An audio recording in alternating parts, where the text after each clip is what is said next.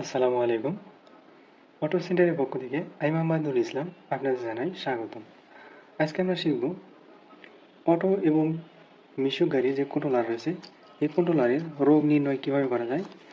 তো আজকে আমরা অ্যানালগ এবং ডিজিটাল মিটারের মাধ্যমে কন্ট্রোলারের দুটি যে সেকশন রয়েছে, একটি ড্রাইভার সেকশন এবং একটি পাওয়ার সেকশন, আপনাদেরকে পরিমাপ করে দেখাবো যে আপনাদের কন্ট্রোলার যদি নষ্ট হয় তাহলে এটা আপনারা কিভাবে পরিমাপ করে বের করবেন যে আপনাদের কন্ট্রোলারের কোথায় সমস্যা হয়েছে।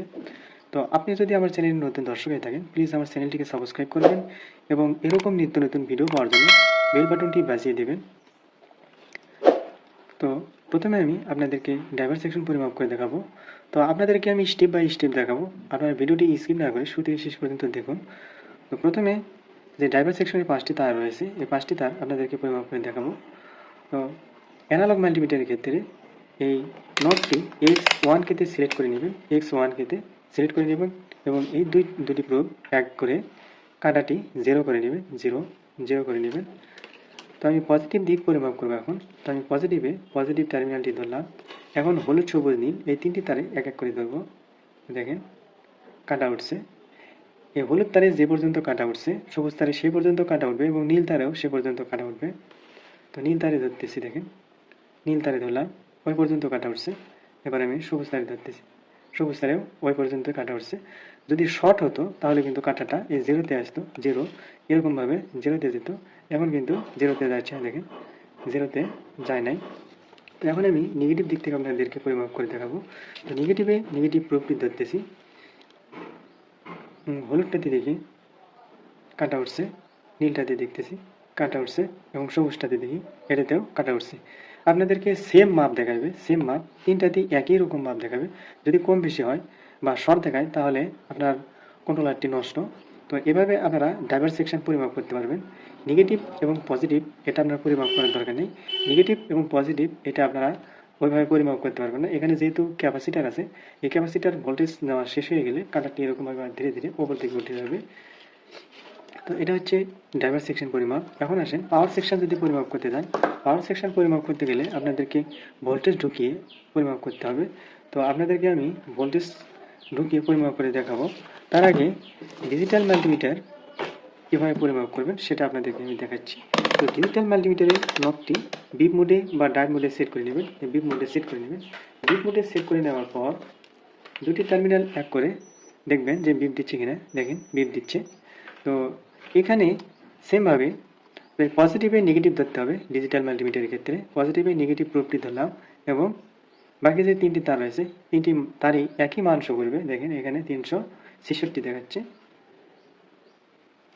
তো এখানেও 300 কত দেখাচ্ছে, 50 দেখাচ্ছে, এখানে 353 দেখাচ্ছে। এই 350-এর যদি ওপরে থাকে তাহলে মসফেট ভালো আছে, দেখেন ভালো আছে। আর যদি শর্ট দেখায়, এরকম যদি বিপ দেয় তাহলে সেটা শর্ট, তাহলে নষ্ট। এরকম বিপ দিবে যদি শর্ট দেখায়। তো আমি এখন নেগেটিভ দিক থেকে দেখব। তো ডিজিটাল মাল্টিমিটারের ক্ষেত্রে নেগেটিভে পজিটিভ ধরতে হয় এবং পজিটিভে নেগেটিভ ধরতে হয়। তো নেগেটিভে আমি পজিটিভ ধরলাম এবং হলুদে দেখতেছি,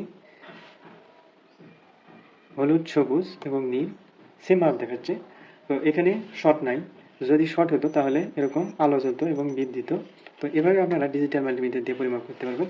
তো এখন আসেন এখানে ভোল্টেজ ঢুকিয়ে আপনাদেরকে পাওয়ার সেকশন কীভাবে পরিমাপ করতে হয় সেটা আপনাদেরকে এখন দেখাবো। তো এখানে আমি চাবির তারে পজিটিভ ভোল্ট দিয়ে দিলাম, লাগিয়ে দিলাম, আর এখানে আমি নেগেটিভ কানেকশানটা দিয়ে দিলাম। তো এখানে আমাদেরকে নেগেটিভ এবং পজিটিভ ভোল্টেজ ঢুকাইতে হয়। এই নেগেটিভ এবং পজিটিভে ভোল্টেজ ঢুকালে আমরা এই তিন তারে ভোল্টেজ পাই। তো আমি যেহেতু এই তিন তার যেহেতু আমি পরিমাপ করে আপনাদেরকে দেখাইছি, এখন শুধু পাওয়ার সেকশন পরিমাপ করে দেখাবো। তো পাওয়ার সেকশনে আমি পাওয়ার দিয়ে দিছি, পজিটিভ ভোল্টেজ চাবির তারে আমি দিয়ে দিছি এবং এখানে নেগেটিভ দিয়ে দিছি। তো এখন শুধু ভোল্টেজটা পরিমাপ করে আপনাদের দেখাবো, দেখেন। তো ডিজিটাল মাল্টিমিটারের নবটি ভোল্ট রেঞ্জে সিলেক্ট করে নিয়েছি 200 ভোল্টে, 200 ভোল্টে আমি সিলেক্ট করে নিলাম। তো এখন আমি ভোল্ট পরিমাপ করে আপনাদের দেখাবো।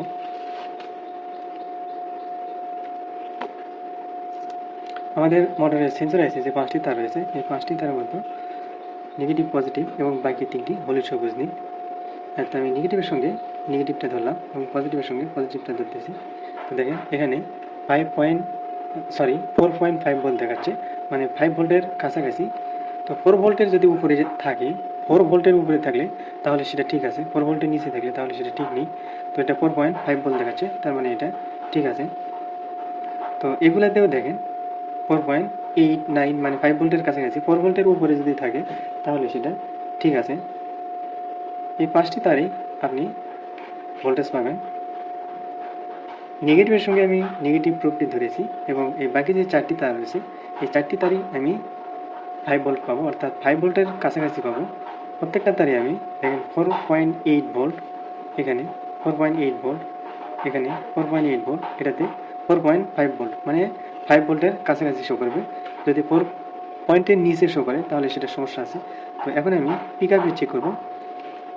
তো নেগেটিভে আমি নেগেটিভ প্রুফটি লাগিয়ে দিলাম এবং এখানে পজিটিভে ধরতেছি, দেখেন 4.9 ভোল্ট। তো এটাও কিন্তু 5 ভোল্টের কাছাকাছি। তো আমাদের ঠিক আছে, যদি 2.1 বা 3 পয়েন্টের নিচে যদি হয় তাহলে সেক্ষেত্রে আমাদের সমস্যা, বা কোনটাতে যদি ভোল্টেজ একদম 0 হয়ে যায় তাহলেও সমস্যা। তো এগুলো আমাদের ভোল্টেজ ঠিক আছে। এখন সবুজ তারে আমরা এখানে পজিটিভ ভোল্টেজ পাবো, নেগেটিভ ভোল্টেজ পাবো না। এখান থেকে দেখেন এটা আমার নেগেটিভ আর এটা হচ্ছে পজিটিভের কাজ করতেছে। তো এইটা আমার পজিটিভের কাজ করবে আর এটা আমার নেগেটিভের কাজ করবে। তো সবুজ তারে আমি এই নেগেটিভ থেকে যদি ভোল্টেজ চেক করতে চাই তাহলে আমাদের ভোল্ট দেখাবে না। দেখেন সবুজ তারে আমি কালো তারে আমি নেগেটিভ ঢুকিয়ে দিলাম এবং সবুজ তারে কিন্তু পজিটিভ দিচ্ছি। দেখেন এখানে কোনো ভোল্ট নেই, 0 ভোল্ট। তো এখন আমি দেখেন এখানে যদি আমি নেগেটিভটা দিই তাহলে কিন্তু পজিটিভে দিলে তখন কিন্তু ভোল্টেজ শো করতেছে, মানে সবুজ তার আমাদের নেগেটিভের কাজ করে থাকে পিক আপের মাধ্যমে। তো এখানে সবুজ তারে আপনি কোনো ভোল্টেজ পাবেন না।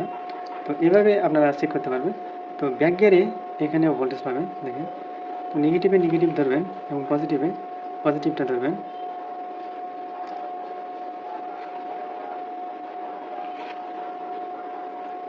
তো এখানে দেখেন 5 ভোল্ট দেখাতে পারে, 7, 8, 9, 10 ভোল্টও দেখাতে পারে। তো এটা কোনো সমস্যা না, 5 ভোল্ট যদি দেখায় তাহলে ঠিক আছে। যদি 7, 8, 9, 10 ভোল্টও দেখায় তারপরেও ঠিক আছে। তো এটা আর স্পিডের তারে কোনো ভোল্টেজ পাবেন না। এখানে আপনারা যখন পিক আপ দেবেন তখন শুধু ভোল্টেজ পাবেন। দেখেন স্পিডের তারে কোনো ভোল্টেজ নেই, এটাই হচ্ছে স্পিডের তার। আপনারা যখন পিক আপ দেবেন তখন হঠাৎ করে ভোল্টেজটা বাড়বে, হঠাৎ করেই এখানে ভোল্টেজ আসবে। তো সেন্সর এবং পিক আপ এবং ব্যাক গিয়ার এই 3টা লাইনে আপনারা যদি ভোল্টেজ ঠিকভাবে পান তাহলে ঠিক আছে আপনার কন্ট্রোলারটি। এখানে যদি ভোল্টেজ না পান, এলোমেলো হয়, তাহলে আপনার কন্ট্রোলারের সমস্যা। তো আপনারা যারা মোটর, কন্ট্রোলার, চার্জার, গাড়ি ওয়ারিং কাজ শিখতে চাচ্ছেন তারা আমাদের অটো ট্রেনিং সেন্টারে এসে প্র্যাকটিক্যালি কাজ শিখতে পারবেন। তো কাজ শিখতে চাইলে আমাদের স্ক্রিনে থাকা নাম্বারে কল করে সরাসরি আমাদের সঙ্গে কথা বলবেন। তো আজকের ভিডিও এই পর্যন্ত, ভালো থাকবেন। আসসালামু আলাইকুম।